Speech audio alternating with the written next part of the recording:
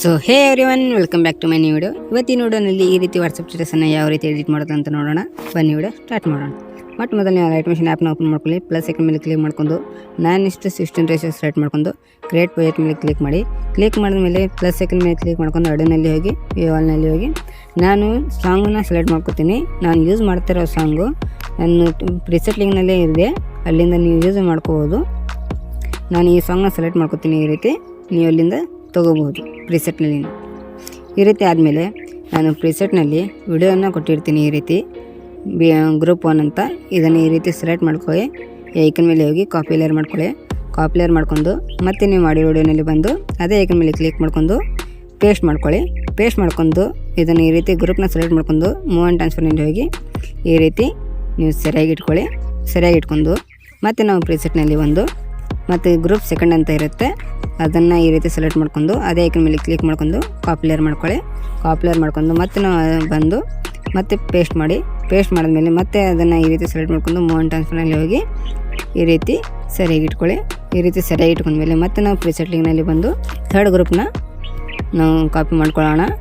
ಈ ರೀತಿ ಸೆಲೆಕ್ಟ್ ಮಾಡ್ಕೊಳ್ಳಿ. ಅದೇ ಐಕನ್ ಮೇಲೆ ಹೋಗಿ ಕಾಪಿ ಲೇಯರ್ ಮಾಡ್ಕೊಳ್ಳಿ. ಕಾಪಿ ಲೇಯರ್ ಮಾಡ್ಕೊಂಡು ಮತ್ತೆ ಗ್ರೂಪ್ನಲ್ಲಿ ಹೋಗಿ ಮತ್ತೆ ಇದನ್ನು ಪೇಸ್ಟ್ ಮಾಡೋಣ. ಪೇಸ್ಟ್ ಮಾಡಿ ಇದನ್ನು ಈ ರೀತಿ ಮೂವ್ ಆ್ಯಂಡ್ ಟ್ರಾನ್ಸ್ಫರ್ನಲ್ಲಿ ಹೋಗಿ ಇದನ್ನು ಸರಿಯಾಗಿ ಇಟ್ಕೊಳ್ಳೋಣ. ಓಕೆ ಫ್ರೆಂಡ್ಸ್, ಇವಾಗ ನಾನು ಸರಿಯಾಗಿ ಇಟ್ಕೊಂಡಿನಿ. ಇದೇ ರೀತಿ ನೀವು ಇಟ್ಕೊಳ್ಳಿ. ಇಟ್ಕೊಂಡಾದ್ಮೇಲೆ ಇದನ್ನು ಈ ರೀತಿ ಗ್ರೂಪ್ನ ಸೆಲೆಕ್ಟ್ ಮಾಡ್ಕೊಳ್ಳಿ. ಒಂದು ಬಾರ್ಡರ್ ಆ್ಯಂಡ್ ಶಾಡೋನಲ್ಲಿ ಹೋಗಿ ಆ್ಯಡ್ ಬಾರ್ಡರ್ನಲ್ಲಿ ಹೋಗಿ ಔಟ್ಸೈಡ್ ಅಂತ ಇರುತ್ತೆ, ಅದನ್ನು ಸೆಲೆಕ್ಟ್ ಮಾಡ್ಕೊಳ್ಳಿ. ಇದನ್ನು 20 ಇಟ್ಕೊಳ್ಳಿ. 20 ಇಟ್ಕೊಂಡು ಕಲರ್ನ ಬ್ಲ್ಯಾಕ್ ಇಟ್ಕೊಳ್ಳಿ. ಬ್ಲ್ಯಾಕ್ ಇಟ್ಕೊಂಡು ಕೆಳಗಡೆ ಐಕನ್ ಮೇಲೆ ಕ್ಲಿಕ್ ಮಾಡ್ಕೊಳ್ಳಿ. ಕ್ಲಿಕ್ ಮಾಡ್ಕೊಂಡು ಶಾಡೋನ ಇನೇಬಲ್ ಮಾಡ್ಕೊಳ್ಳಿ. ಇದನ್ನು 18 ಇಟ್ಕೊಳ್ಳಿ. 18 ಎಷ್ಟು ಇಟ್ಕೊಂಡು ಇದೇ ರೀತಿ ಈ ಎರಡು ಲೇಯರ್ನ ಸೇವ್ ಮಾಡ್ಕೊಳ್ಳೋಣ. ಔಟ್ಸೈಡ್ನಲ್ಲಿ ಹೋಗಿ ಕಲರ್ನ ಬ್ಲ್ಯಾಕ್ ಇಟ್ಕೊಂಡು ಇದನ್ನು 20 ಶಾಡೋ ಇನೇಬಲ್ ಮಾಡ್ಕೊಂಡು ಇದನ್ನು 80 ಎಷ್ಟು ಮಾಡ್ಕೊಳ್ಳೋಣ. ಇದನ್ನು ಸೇಮು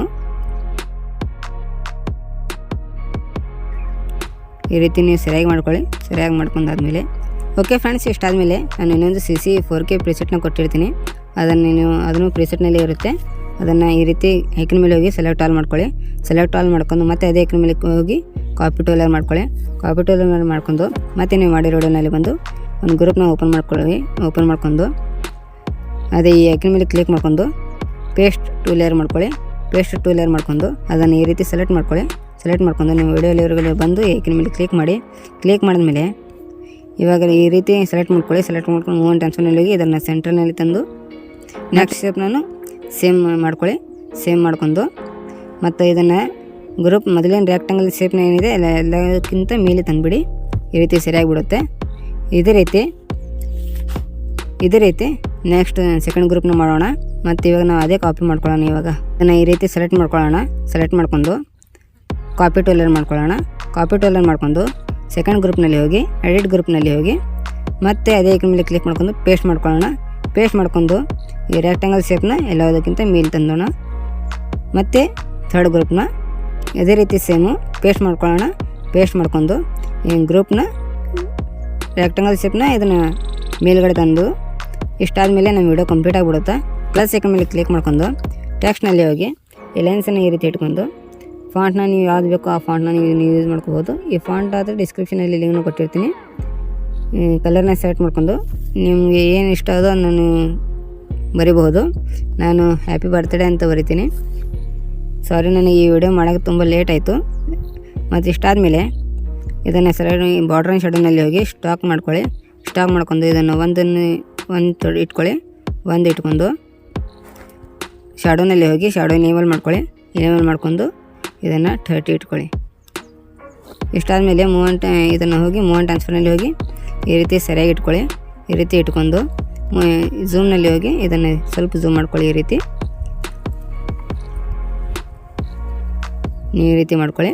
ಈ ರೀತಿ ಆದಮೇಲೆ ಮತ್ತು ಟೆಕ್ಸ್ಟ್ನಲ್ಲಿ ಹೋಗಿ ಲೈನ್ಸನ್ನು ಈ ರೀತಿ ಇಟ್ಕೊಂಡು ಫಾಂಟ್ನ ಲೆಮನ್ ಫಾಂಟ್ ಅಂತ ಇರುತ್ತೆ, ಅದನ್ನು ಸೆಲೆಕ್ಟ್ ಮಾಡ್ಕೊಳ್ಳಿ. ಸೆಲೆಕ್ಟ್ ಮಾಡ್ಕೊಂಡು ಕಲರ್ನ ವೈಟ್ ಇಟ್ಕೊಂಡು ಎಡಿಟ್ ಟೆಕ್ಸ್ಟ್ನಲ್ಲಿ ಹೋಗಿ ಬಾಲ್ಸ್ ಅಂತ ಬರುತ್ತೇನೆ, ಇಷ್ಟು ಬರೋದು ರೈಟ್ ಮಾರ್ಕ್ ಮೇಲೆ ಕ್ಲಿಕ್ ಮಾಡ್ಕೊಳ್ಳೋಣ. ರೈಟ್ ಮಾರ್ಕ್ ಮೇಲೆ ಕ್ಲಿಕ್ ಮಾಡ್ಕೊಂಡು ಮೂವ್ ಆ್ಯಂಡ್ ಮೇಲೆ ಹೋಗಿ ಈ ರೀತಿ ಸರಿಯಾಗಿ ಇಟ್ಕೊಳ್ಳೋಣ.